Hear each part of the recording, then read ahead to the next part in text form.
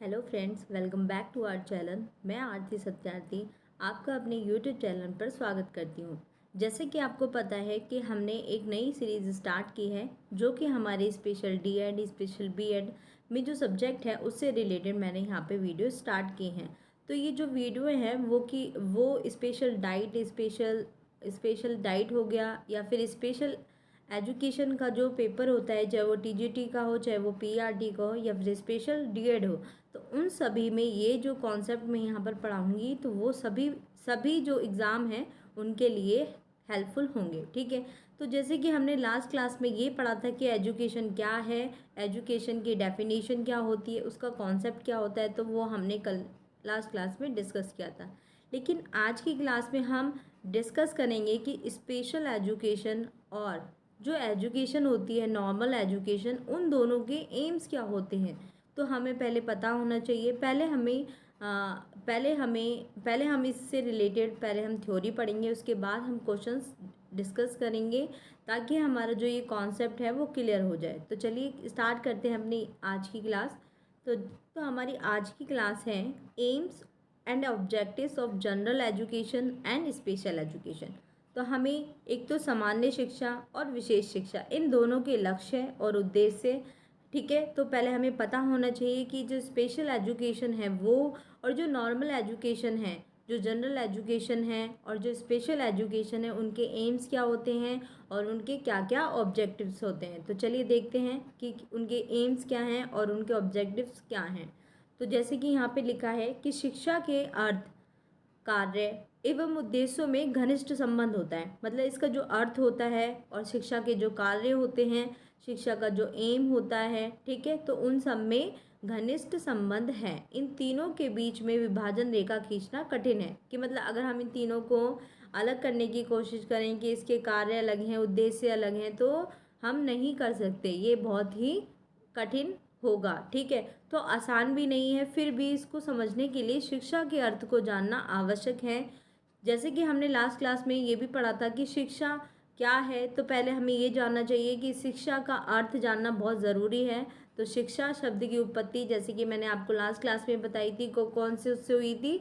शिक्षा की उत्पत्ति लैटिन भाषा के एडुकेटम या एडुकेयर या फिर एडुसियर शब्द से हुई थी। ठीक है, तो अगर हमारे पेपर में क्वेश्चन आएगा कि शिक्षा जो है वो कौन सी भाषा से लिया गया शब्द है, तो कौन सी भाषा से है, लैटिन भाषा से है। और कौन सा वर्ड लिया गया है एजुकेशन, शिक्षा के लिए, एक तो एडुकेटम और एक एजुकेयर और एक एजुशेयर। ठीक है, तो जैसे कि और हमें ये भी पता होना चाहिए जो शिक्षा जो है वो संस्कृत भाषा से के जो शिक्ष धातु है वहाँ से ली गई है। ठीक है, तो चलिए आगे देखते हैं।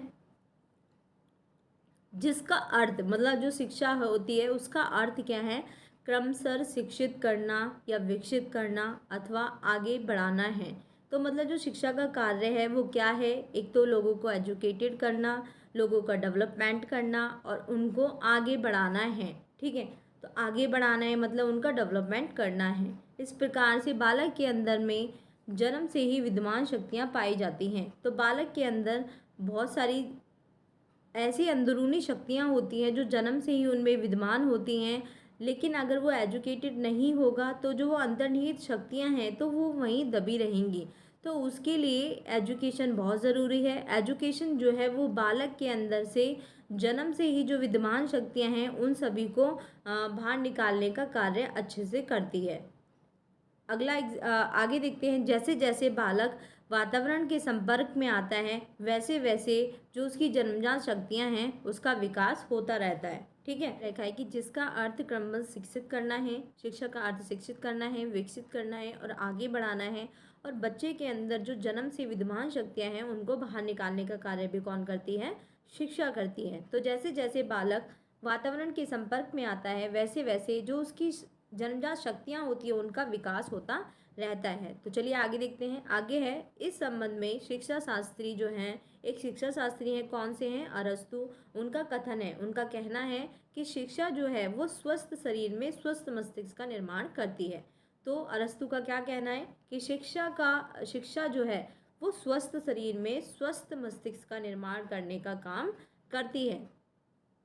कोई भी कार्य बगैर लक्ष्य के नहीं किया जा सकता। उनका मानना है कि कोई भी हम कार्य करेंगे तो उसका लक्ष्य होना बहुत ज़रूरी है। आप बगैर लक्ष्य के नहीं कर सकते। जैसे कि मैं आपको एग्जांपल देती हूँ कि अगर अगर कोई बच्चा एजुकेशन प्राप्त कर रहा है तो उसका भी कोई लक्ष्य होगा कि वो आगे जाकर डॉक्टर बने या टीचर बने या फिर इंजीनियर बने। ठीक है, तो उनका भी कोई ना कोई पर्पस होता है जिससे वे एजुकेशन को ग्रहण कर रहे हैं। तो बिना उद्देश्य के कार्य से कोई लाभ प्राप्त नहीं होता। जैसे कि यहाँ लिखा है कि अगर आपका कोई एम ही नहीं है और आप कार्य को करे जा रहे हैं तो उसका कोई लाभ नहीं होता। अतः आज के समय में शिक्षा के निम्नलिखित नीति एवं उद्देश्य निर्धारित किए गए हैं। तो मतलब इनके बहुत सारी नीति, लक्ष्य और उद्देश्य निर्धारित किए गए हैं। तो वो चाहे सामान्य एजुकेशन हो, मतलब जो है जनरल एजुकेशन हो या स्पेशल एजुकेशन हो, उनके लक्ष्य और निर्देश आज के समय में निर्धारित किए गए हैं। जैसे कि पहला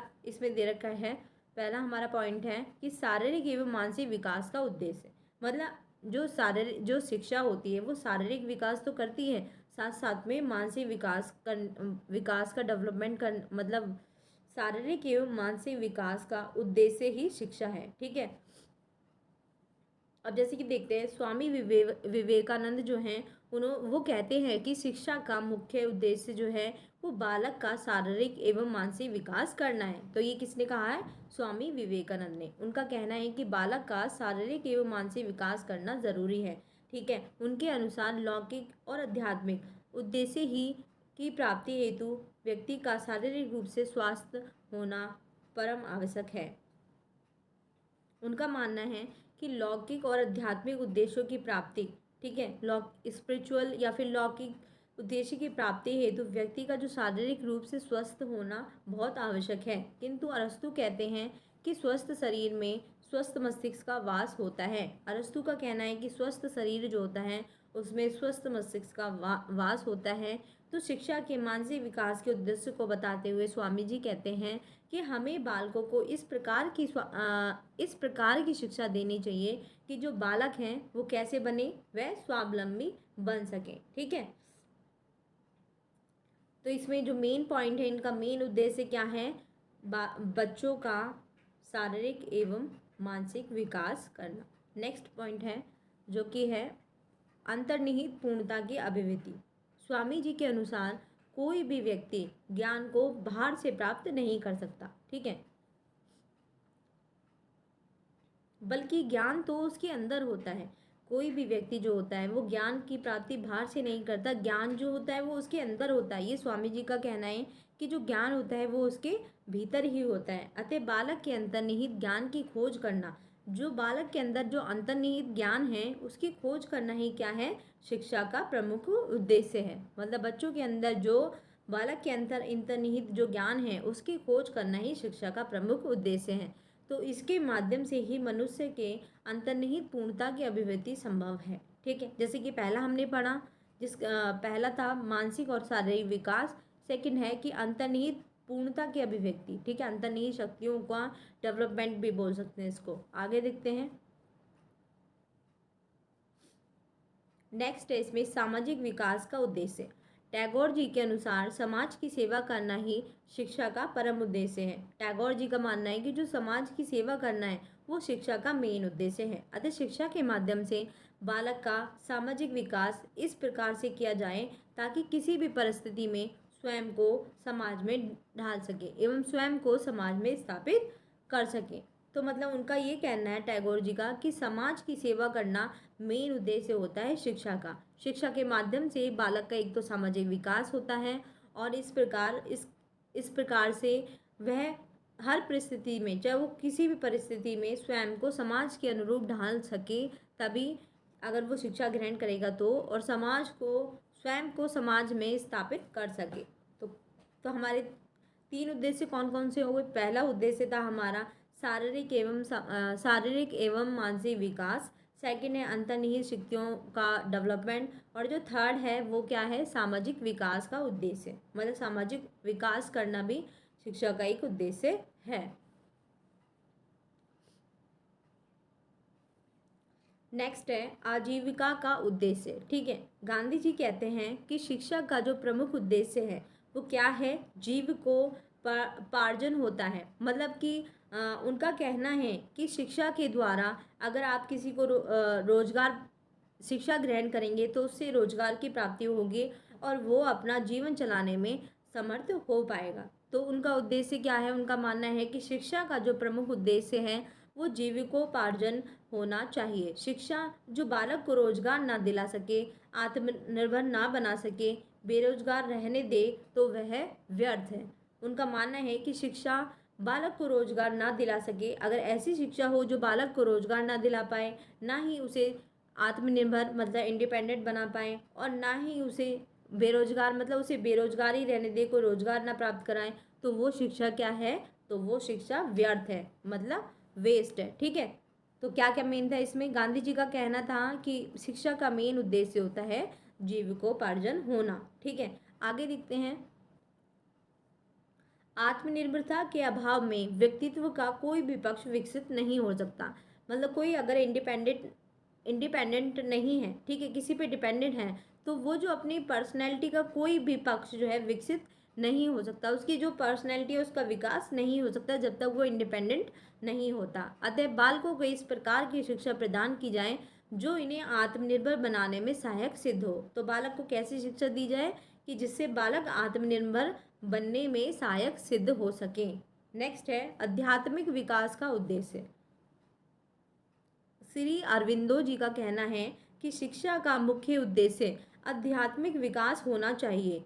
इस आध्यात्मिक मतलब क्या होता है? स्पिरिचुअल। ठीक है, तो इसके अनुसार प्रत्येक व्यक्ति ईश्वर का अंश है। उनका मानना है कि प्रत्येक व्यक्ति जो है वो ईश्वर का अंश है और उसमें कुछ ना कुछ दैवीय शक्तियाँ विद्यमान रहती हैं। अरविंदो का मानना है कि शिक्षा का मेन जो उद्देश्य है वो आध्यात्मिक विकास करना है।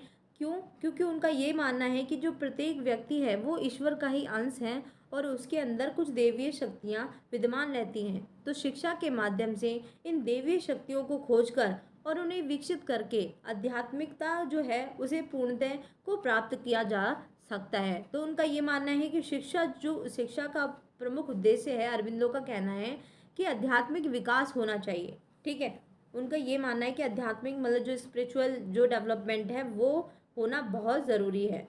नेक्स्ट देखते हैं, अगला है जीवन संघर्ष के लिए तैयार करना।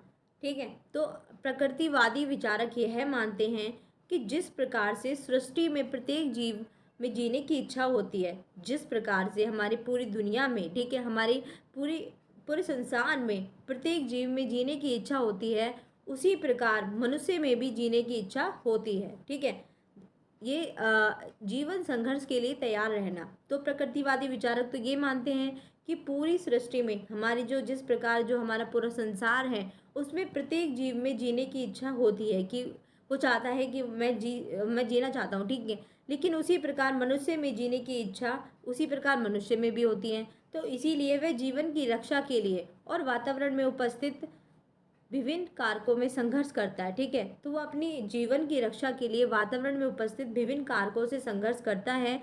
इसी के संदर्भ में डार्विन महोदय कहते हैं कि जीवन के लिए संघर्ष करना पड़ता है और उस संघर्ष में जीतता वही है जिसमें सामर्थ्य होता है। ठीक है, तो संघर्ष जीवन एक संघर्ष है। ठीक है, तो अपने जीवन की रक्षा के लिए वातावरण में जो विभिन्न कारक होते हैं उनसे संघर्ष के लिए तो शिक्षा का होना बहुत ज़रूरी है। तो डार्विन महोदय का कहना है कि जीवन के लिए संघर्ष करना पड़ता है और संघर्ष में वही जीतता है जिसमें सामर्थ्य होता है।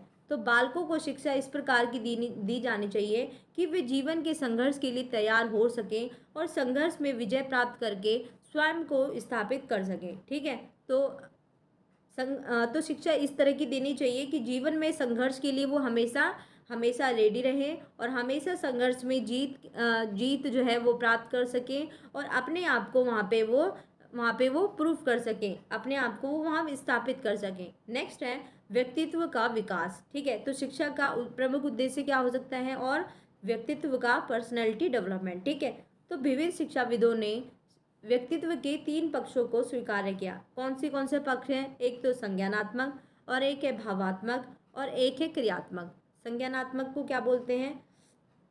कॉग्निटिव, और भावात्मक को इमोशनल और क्रियात्मक को बोलते हैं क्रिएटिव। ठीक है, तो अतिरिक्त शिक्षा का उद्देश्य इन्हीं 3 पक्षों का विकास क्रम से समन्वय ज्ञान, समन्वय दर्शन, समन्वय चरित्र के माध्यम से ही संभव है। तो मतलब यही कहना है कि जो शिक्षाविदों का मानना है कि इस व्यक्तित्व के तीन पक्ष जो संज्ञानात्मक है, भावात्मक है और क्रियात्मक है, वो किस चीज़ का है, वो शिक्षा का मेन उद्देश्य यही होता है कि वह तीनों पक्षों का विकास करने में सहायक सिद्ध हो। नेक्स्ट है मूल्य एवं आदर्शों का विकास करना।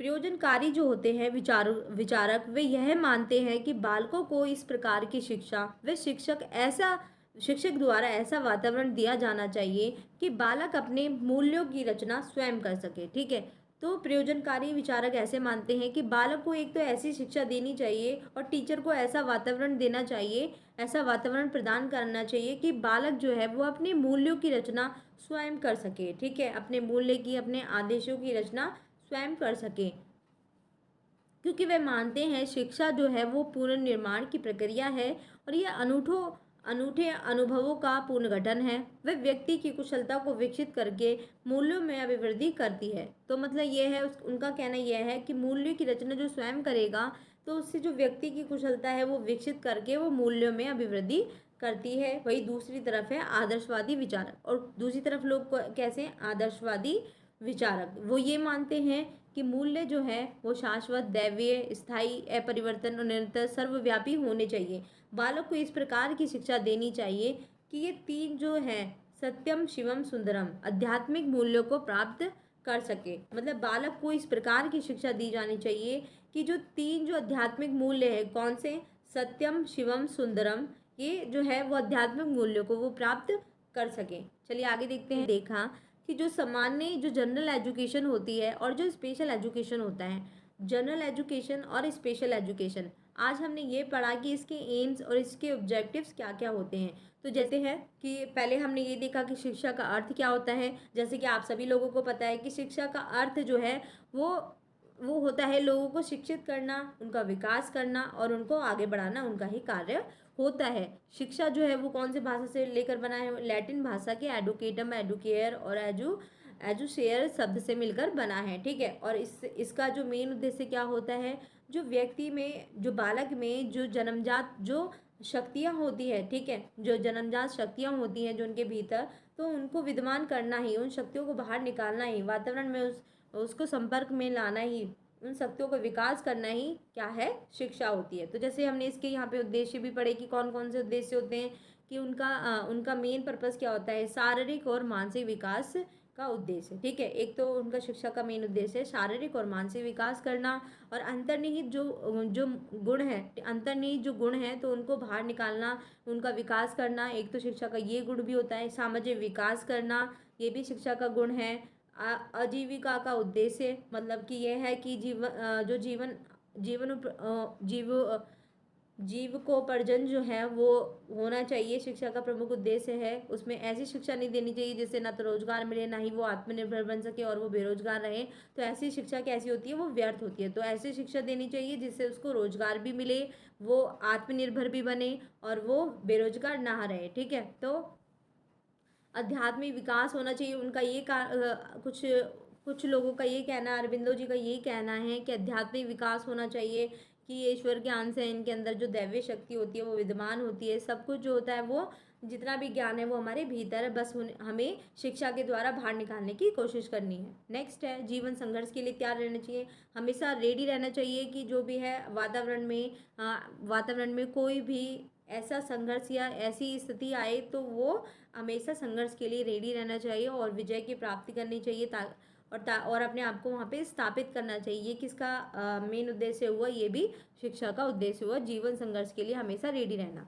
नेक्स्ट है व्यक्तित्व का विकास, पर्सनैलिटी डेवलपमेंट में तीन पक्ष बोले, कौन से, भावात्मक, संज्ञानात्मक और क्रियात्मक। इन तीनों जो पक्ष हैं उनको जो है उनका विकास करना किसका कार्य हुआ, मेन उद्देश्य किसका हुआ, शिक्षा का। और नेक्स्ट जो है, जो कि हमारा लास्ट है, तो वो क्या था, मूल्य एवं आदेशों का विकास करना। ठीक है, मूल्य का विकास करना और आदेशों का विकास करना, ये भी शिक्षा का महत्वपूर्ण उद्देश्य था। तो यहाँ हमने डिस्कस किया जो जनरल एजुकेशन होती है और जो स्पेशल एजुकेशन होती है, तो उसमें जनरल एजुकेशन और स्पेशल एजुकेशन के जो एम होते हैं, जो ऑब्जेक्टिव्स होते हैं, वो हमने यहाँ पे डिस्कस किए। ठीक है। तो जो एग्ज़ाम है तो उसमें ज़रूरी नहीं कि सिर्फ हमें बिना स्पेशल एजुकेशन की थ्योरी या फिर इनके बिना टॉपिक कुछ क्लियर किए बिना हम क्वेश्चंस को कर सकते हैं। तो मेरा मानना ये है कि पहले आपको थोड़ा बहुत कुछ टॉपिक्स को एज ए थ्योरी उसको पढ़कर उसको समझकर आगे जाकर फिर क्वेश्चंस को अटेम्प्ट करके अपने जो जितने भी क्वेश्चंस हैं, जो भी अपने माइंड में जितनी भी डिफ़िकल्टीज़ हैं, तो उसको क्लियर करने की कोशिश करें। और अगर आपको मेरी वीडियो अच्छी लगे तो लाइक करें, शेयर करें। Thanks for watching. Thank you.